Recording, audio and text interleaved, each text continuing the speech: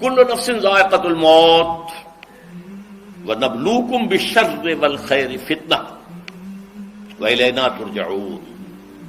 ہر جاندار کو موت کا مزہ چکھنا ہے، اور اس سے پہلے پہلے ہم تمہیں آزماتے رہیں گے، خیر کے ذریعے بھی، بھلائی دے کر، صحت دے کر، دولت دے کر، اولاد دے کر، شہرت دے کر، اور برائی کے ذریعے سے بھی، تنگ دستی دے کر، بے عزتی دے کر، اہانت دے کر، ذلت دے کر۔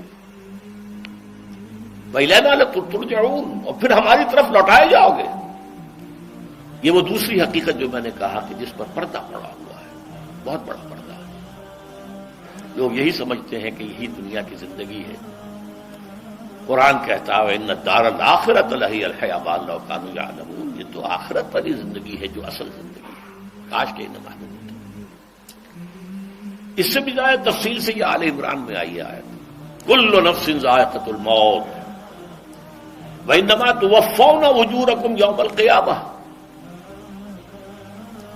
ہر جاندار کو موت کا مزہ چکھنا ہے، اور پھر تمہیں پورا پورا تمہارا اجر اور بدلہ دے دیا جائے گا قیامت کے دن۔ فَمَنْ زُحْزِحَ عَنِ النَّارِ وَأُدْخِلَ الْجَنَّةَ فَقَدْ فَازَ، جو کوئی آگ سے بچا لیا گیا اور جنت میں داخل کر دیا گیا وہ تو کامیاب ہو گیا۔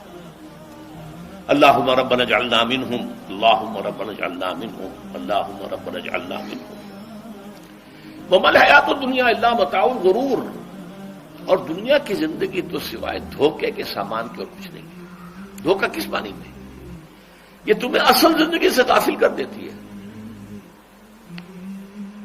تم کہیں سفر پر جا رہے تھے، تمہارا کہیں گھر تھا، تمہیں واپس آنا تھا، تم راستے ہی میں کسی دلچسپی میں ایسے مگن ہوئے کہ گھر بار سب بھول گئے۔